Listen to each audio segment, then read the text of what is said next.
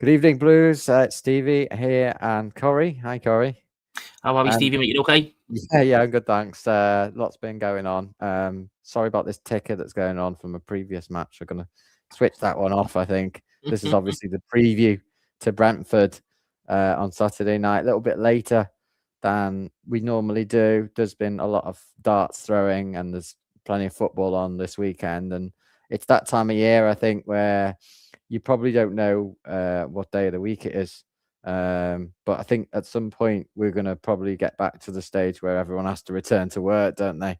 The football's been a welcome sidetrack. It feels like there's been not as many games for us as normal around this time, but there's 3 in a week and they're all at Bramley-Moore Dock, and it's all going to happen quite quickly, isn't it? It is. I think there's going to be 6, maybe 7 games in January, and 3 of them, so half of them, all happen this week, starting tomorrow. Like you said, against Brentford. It's mad that we've played Forest twice this season and we've not played Brentford once yet. So yeah, that is a bit weird when you consider how the fixtures are all divvied up, that we've played them twice. But yeah, I mean, we're coming off the back of that brave win against Forest, where, let's face it, we were looking at the team sheet thinking, can we even put any kids on? Who's going to play for Everton? You might as well get your kit yourself, because we couldn't scramble together a lineup barely. And yet they come away with 3 points. And we go into this game with much more confidence. Moy said it was one of the best performances, wins of his year, a good year for Everton, you could say.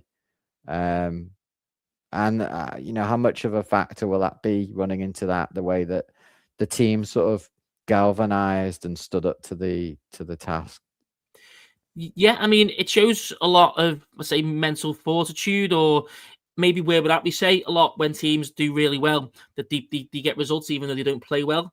Now, I don't think the performance or the game, there was anything that was majorly stand out as a team against Forest, other than we defended as we should. We've done the exact tactics that we should have done defensively, and we had the individual ability, the individual greatness going forward to put them to the sword and get the 2 goals. Could have even had more goals than that as well. So I think they're them kind of routine wins when you're not at your best, or like you said, the squad's quite heavily depleted, where when you know the team's probably on the right track, that you're getting results there, when previously that would have absolutely decimated us and we'd have just been getting absolutely battered or doing absolutely nothing all game. So it's a massive, massive positive for us to start with. And hopefully it's something that we can take further forward, maybe get some players in January when Njai and Gay come back as well. It's just even more for us to build on. Branthwaite to come back, Harrison Armstrong, who we'll get to fairly shortly. So there's a lot more to. There's more players coming back. Grealish, like I said, Harrison Armstrong, be players come back later on in January. So hopefully this is a bit of a foundation to build off even further than what we've done so far going into 2026. Yeah, for 100%. By the way, I know I'm very conscious that there's some rays of light that are coming down at me. I'm actually working here from Ryan's, and it looks like these spotlights are incredible. Maybe the sun will be shining on Everton like this, and that could be the shape of our 5 in midfield tomorrow. But just to prove that this is completely live and unscripted, I am going to try and sort the light out in a second, because I know how irritating it is, and I have no idea how Ryan gets it all nicely set up here. So while I sort that out, I am going to come off audio, see if I've got any other options. Perhaps you can talk us through the team news. Yeah, of course. Going off Moyes' press conference, Harrison Armstrong, of course, is back. Michael Keane could potentially be back. I would probably say it's probably 60-40, 70-30 if Michael Keane's fit to play. So odds are he will be fit to at least make the bench. Then it's a tactical decision if he plays or not. Again, I've mentioned Harrison Armstrong. Of course, there's no Iliman and Jai, just a guy in Gay because they're at AFCON. Branthwaite's still not back yet. No word on Dewsbury Hall or Charlie Alcaraz also, and no Coleman. Let's assume Patterson, who went off mainly for fitness reasons, he looked like he was knackered against Forest. We'll assume he's fit to play again if we decide to start him. And Jack Grealish has also said is a lot better than where he was in terms of the Forest game. So at the very least, he'll be on the bench. Probably expect him to probably start the game, maybe only last an hour though. That's what I'll probably expect for tomorrow. Wonderful. So it's pretty much as you were. Well, that's what we expected. What happened to the Senegal pair? Did they win today? I didn't manage to catch. They did, yeah. So Senegal won, I think it was 3-1 in the end. They went 1-0 down. Quite surprisingly, to stand up, I watched the match. No Iliman Njai. He got injured in the last game. Taken off more as a precaution. He didn't play today again, probably more as a precaution as well. But just a kind of game boss the game. Been fantastic, to be honest, defensively, and his passing stats throughout the tournament has been brilliant. He's been ever present for him. He's been the main man in the middle. So hopefully he brings that back and kind of creates even more competition in that central midfield. Having 4 or 5 central midfielders all completely firing and competing against one each other is only going to be good for the club, isn't it? Yeah, absolutely. Look, we're threadbare at the moment, but many teams have players out on AFCON, and it is the same. I think we're looking at the 18th now as being a likely date at which that pair come back, and it's we haven't got a big squad, but we've also not got Champions League. It just happens to be a week where we're playing 3 times, with maybe that cup game being more significant, with the fact that we haven't really got any other options of challenging for honours. Given where things are, the squad, the depth, and the results that we've had, obviously we lost to Arsenal. It was cold and it was miserable, but at the end of the day, we didn't lose to them by a huge cricket score. What are our realistic chances of finishing in the top 8 or even higher? Is it too ambitious to think we're going to finish in the top half of the league at this point, do you think? Or do you think we need to? I said before the start of the season that the aim should be Europe, not necessarily meaning Champions League. I just mean Europe in general. Whether we get that is a different thing, but we should be aiming for Europe. Whether it's a loose aim or whether it's something that we're going to be really, really realistic about, Europe should be the aim.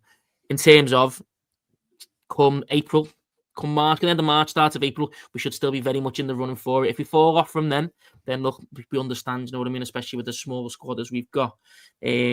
So I said that at the start of the season. I think top half has to be the expectation at the very least. And then anything less than, let's say 12th to 10th is an E grade or D minus. Yeah. So you take it, it's not a fail, but it's not really what you want. What you want, a C grade is probably going to be 10th. And then you go up from there, up into 7th and onwards as an A star. Yeah. Absolutely. If we got 6th or 7th, it would be a massive overachievement. And the key, I think, is you've got to transition. I don't believe in jumping. It would be wonderful if you finished 6th or something like that. But I think that because we've got to rebuild the whole squad and everything, it can put you under too much pressure when you're trying to play too many games. So I think it's better to do it over a course of seasons. But it's felt like 2025 was very positive. And this year, when we're into 2026, so it's all sort of been a bit of a flash. Happened so quickly. And of course, here we go again, back at home. The flags, the atmosphere, everything at Arsenal was absolutely fantastic. The football was a little bit stale, but we did well to sort of keep in the game. This game against Brentford is going to be a different kettle of fish, isn't it? It's not going to be part of the bus. How much of Everton are we going to see? The Everton that played against Fulham, where we took the game to them and it looked like a comfortable win? Are we going to see something that's a bit more halfway? We're going to see more of a defensive performance given the team we've got. How do you think tactical this match is going to go? I think it should be, the intensity is maybe not going to be there as we see it against the first game against Forest, or as we had against Fulham, but it was very intense. I don't think the intensity is going to be there because, again, we've probably got a lot of games in short period of time. We've not got the depth to kind of rotate the players and things like that. So I don't think we'll have the same intensity, but I still think we're probably going to try and be as positive, maybe just with it, like I said, a little bit less intensity there. I think it's just be a case of, whereas previously we've probably tried to press in their half, we'll do it as if we were quite positive, as if we were going away to Brentford. We'll still press, but nowhere near as high up as we will do. But I think we'll still try to look to be quite positive. I think we'll find out if he is, depending on obviously the starting 11 that he plays. Does he go with an unchanged side? Does he rotate players for fitness? More so, the question there for me is at the back. If Michael Keane's, he's going to be fitter to be in the squad, but is he going to play fitness wise, tactical wise? So I think that's where the difference, and we'll know how we're going to set up. If, say, for example, it's O'Brien, Tarkowski, Keane, Mikalenko, or is it Patterson, Tarkowski, O'Brien, or Tarky, and Keane in the centre back? Yeah, it's a big thing because Keane has been playing so well, but it just gives us a little bit more of an option. But it is very, very threadbare, and it's not giving us an awful lot of options from the bench. But perhaps Jack Grealish is going to make the first team this time. What do you think? I think so. Based on what Moyes was saying about him, I think Grealish will start. He's a lot better than himself. If he wasn't that great against Forest and he'd come on with 20 minutes to go, well then it stands to reason if he's a lot better, I'd expect him to start. And again, look, if he only plays half a game and then after that we bring on McNeil to see the win out or something like that, then so be it. You know what I mean? But you put your best players on, don't you? And if he's up to the task, he should be on the left hand side definitely. 100%. Yeah. If you just joined us, of course, this is Follow Everton, and this is our match preview of the match tomorrow against Brentford. You may be watching this on match day, and if you are, welcome. Maybe you've got the Sunday morning paper, but otherwise it's Saturday night here, 10 past 10. And of course, Brentford, the Bees, they're just a place behind Everton in the Premier League table, with us on 28 points. It's pretty much been split equally. 14 apiece at home and the road. Brentford have been reliant quite on results on home, and Everton have all really struggled, I think, to put the ball in the net, especially with our strikers. But there's been a small turnaround in form, hasn't there? With Barry finally finding the net, 2 out of his 3 last shots. I think he didn't score from his first 15.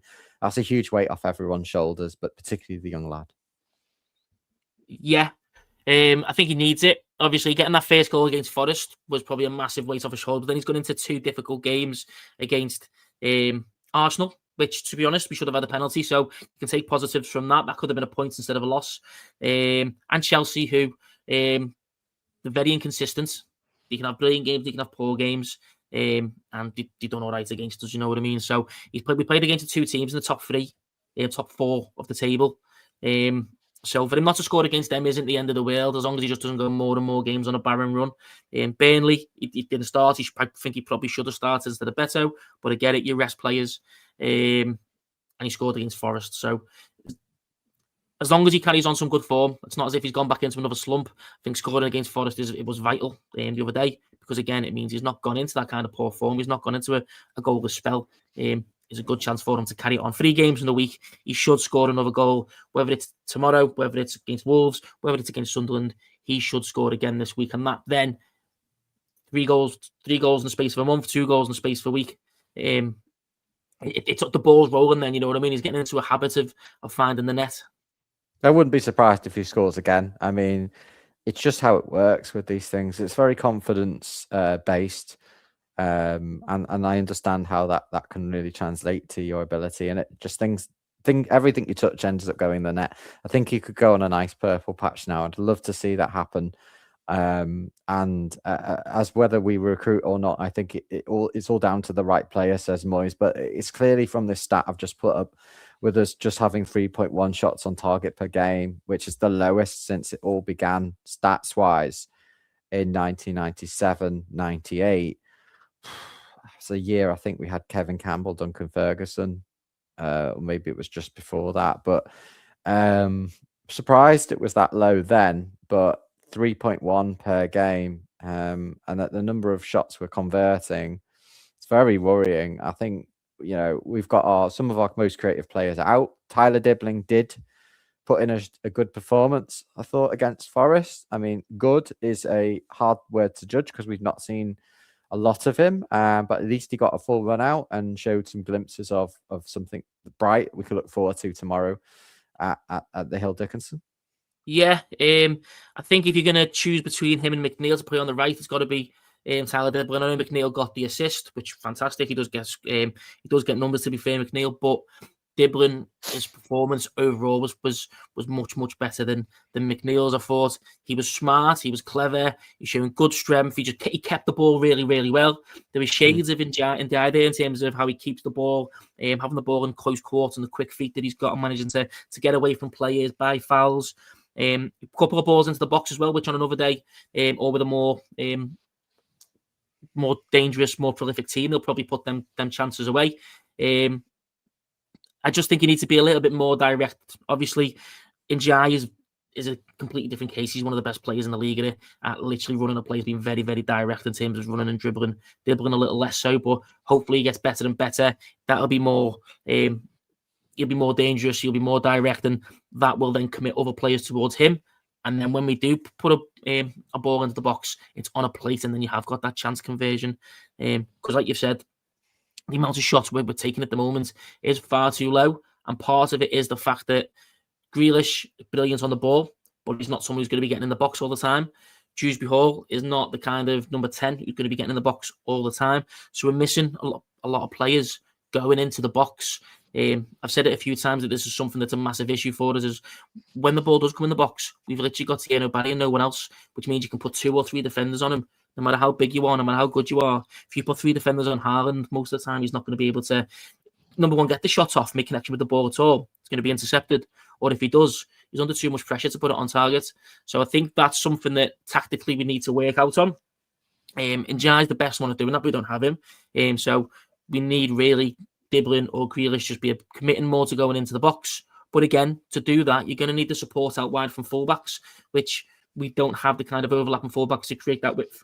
The wingers are going to staying out very, very wide because we don't have fullbacks overlapping. So it's not just one quick fix. There's a couple of things that need to be done. We need to have more number 10s players in the midfield who want to get into the box, but also our wingers need to be supported wide so they can go in the box. So there's a lot of things that need to be done there to be able to increase the number of people in the box and increase the chances that we have. Yes, I mean, astute analysis. I think that as you say, it's a change reaction. It's got to be. It's not just like one fix here and one fix there. But I think that it does seem to be more positive, and we need to get everyone back. It's that time of year, isn't it? It's also added by AFCON, but it's injuries, illnesses, and we don't have a big squad. God forbid if we had another 1 or 2 injuries. I don't know who would be going out, but hopefully we get players back. And the form guide suggests that, Everton possibly slight favourites for this one. Do you think? Being at home, I know there's not a lot in the league, but the fact that at home is the massive one. I mean, we're fairly even. I mean, we've got one of the best away forms in the league. Our home form is okay. So whereas Brentford, they're great at home, they have made their home games the foundation of where they've got to this season. Away from home, they're nowhere near as good. So I think that massively works in our favour. I see it, at the very least, we get a point out tomorrow. I do not see us losing. I think we'll win. I think we will win probably something like 2-1. We're not completely made of goals, but I think we've got at least 2 in us. So that's what I see happening tomorrow. I say we're favourites for the win, definitely. I don't see us losing at all, especially considering home versus away form. Yeah, we'll ask, obviously, people watching, lots of the regulars. Hi, good evening. Thanks, Corey. So what's your score prediction? For me, I'd say 2-1. I think it's going to be 2-1 tomorrow. It might even be 2-0, to be honest. I can see them potentially not scoring. Okay, that's very, very positive, and I guess that's what we want to hear, really. We've got a very big week in front of us. I mean, it's kind of like a mini season. 3 games. You want the cup game you want to go through in the cup. 4 points and through in the cup. Would we be happy with that? I'd be content, but considering it's Brentford and it's Wolves, I want 6 points and through in the cup. On 3 wins. So what would you prefer? 6 points and out? Would you prefer 6 points and out the cup? No, I think if it was Sunderland anyway, then maybe not. But Sunderland are also missing a lot of players from the AFCON. They're actually missing more players than we are. So I think again we should really be beating Sunderland. But I'd prefer 6 points and out the cup than 4 points and still in the cup, because I think that's where we should be a barometer. We shouldn't be getting beat by Brentford. We should be beating them, and we should definitely be beating Wolves. They've got that time for Everton hoodoo where they get their 1 token win in the season against us. They've got that out their way now by beating West Ham, who were absolutely atrocious. So we should be able to go in and go in and beat them. And again, we've had like an extra day or 2 rest compared to Brentford. So again, we should be much better prepared going into this match.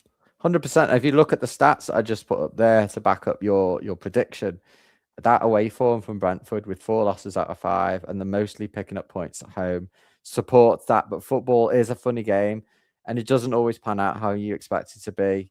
And we'll see how accurate we are when we look back on this, I guess, next Sunday evening after the 3 games in, is it 6 days? Is it 6 days? 3 and 6, yeah. Bloody wow. And Sunderland's in an early kickoff as well. Is it 12:15? Yeah, it's 12:15. So it's 3 and 5 games and however many hours. But yeah, it just feels like that's all a lot after it feels like, well, I know we've had a couple of away games. Maybe that's why it's felt like a little bit of time. But yeah, no, thanks so much, Corey. Astute analysis as always. Thanks everyone for joining us this evening on the preview. You're probably wondering what I'm thinking tomorrow. I think Everton will nick a 1-0 victory with a header from Michael Keane if he plays. And if not, maybe a header from someone else. Who cares? But yeah, follow Everton. Make sure you tell everyone about us. And from me, from Corey, we do wish you a happy new year. And we do look forward to seeing you. And everyone else in the Follow Everton team will be looking forward to seeing you on the post-match stream tomorrow. And of course, all of these games, we make sure we're going to be following you thick and thin through the Toffees roller coaster season, or hopefully we'll be on the top of the ride, and this will be a brilliant start to 2026. So from Corey, from I think you mean their march to Europe. Yeah, we'll march to Europe, hopefully. Yeah, we'll see you tomorrow. Have a good game, everyone, and we'll see you after the whistle. Bye for now. Thank you. Toffees.